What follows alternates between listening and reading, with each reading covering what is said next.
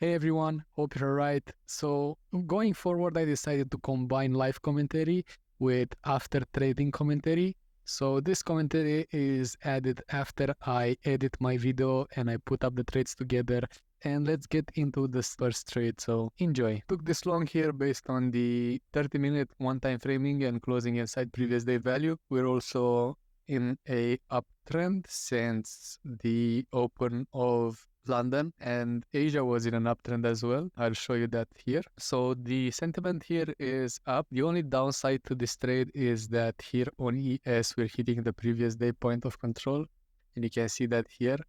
And yeah, if we're not claiming this level might just be a resistance level, but let's see how that plays out.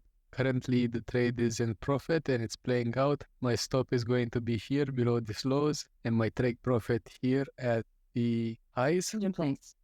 and I'm just gonna let it play out.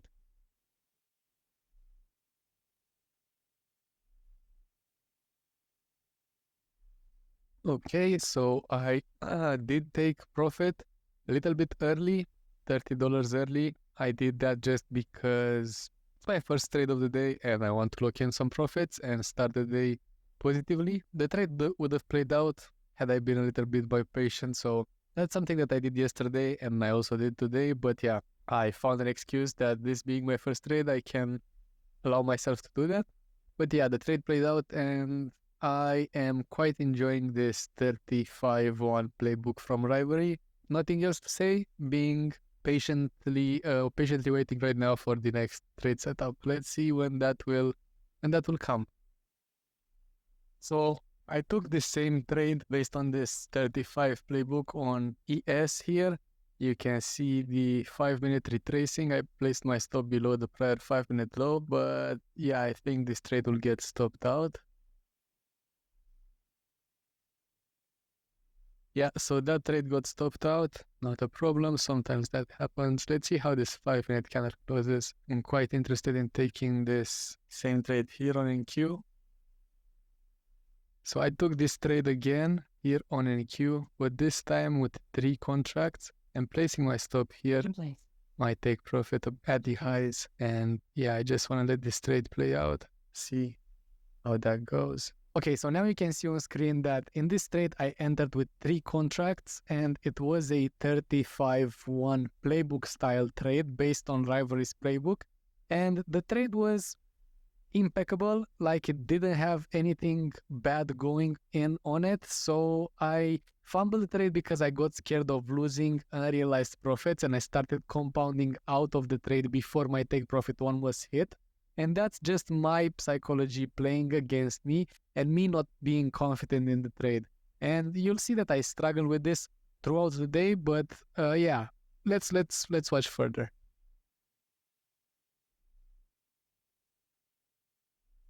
Took this trade again based on the 30-minute close below the volume point of control. Even though we are one-time framing on the 30 minutes, I did see that in the previous reaction here, we did close below the volume point of control and we had a nice move down. So I waited for a 1-minute candle close confirmation in confluence with the 30-minute close. And right now I want to see another reaction. Let's see if we're going to get it or we're going to get stopped out of this trade.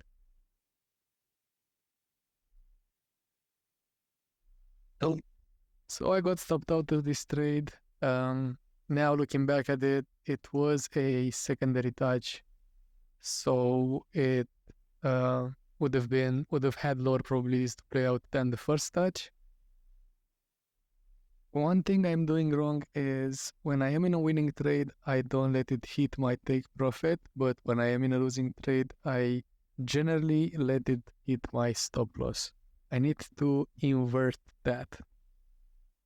I entered this trade because the trend is pretty strong. We're not losing the 8 and I just want to go with the trend here with strength, even though this isn't a 35 1-minute playbook because we did not yet close the 30-minute above the previous day point of control. It's just based on the fact that we're hugging the ATMA and we're just moving higher and higher with every touch, and I just want to be a part of this this trading opportunity, place my stop below the 5-minute low, the previous 5-minute low, because we're one time framing on the 5-minute.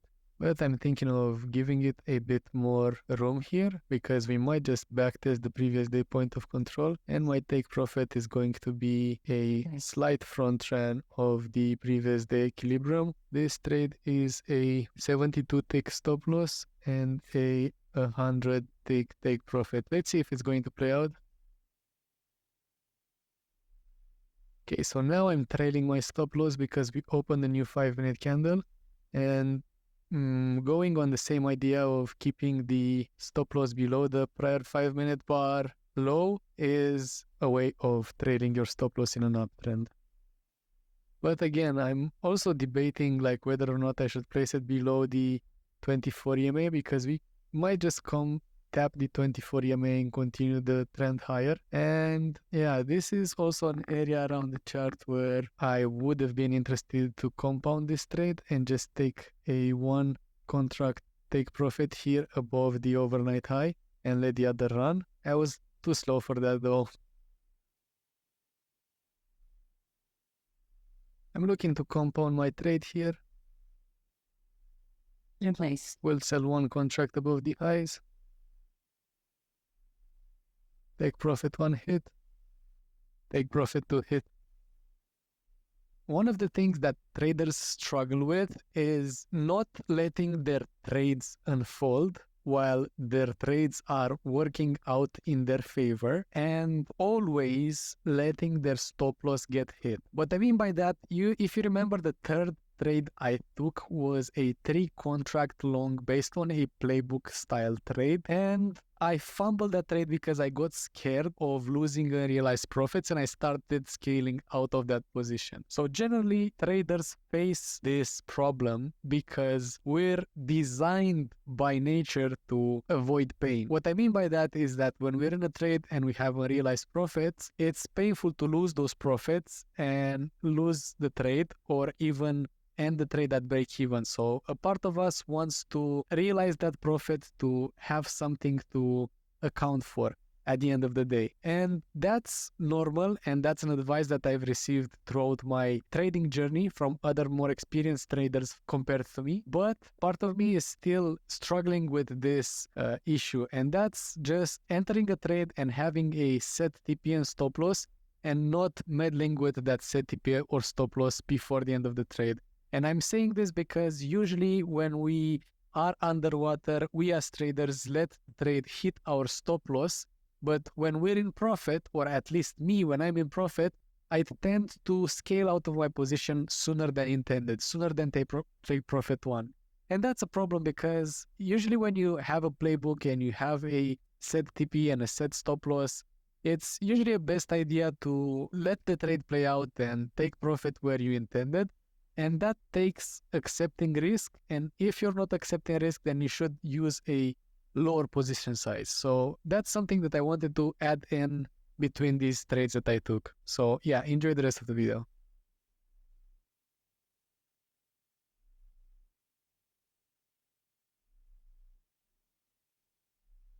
Same trading idea, retest of the ATMA, stop below the prior bar low on the 5-minute one-time framing. What's missing from this trade is the 30-minute close above the previous day point of control. But as we're trading above it at the moment, I will just assume that we're going to close above.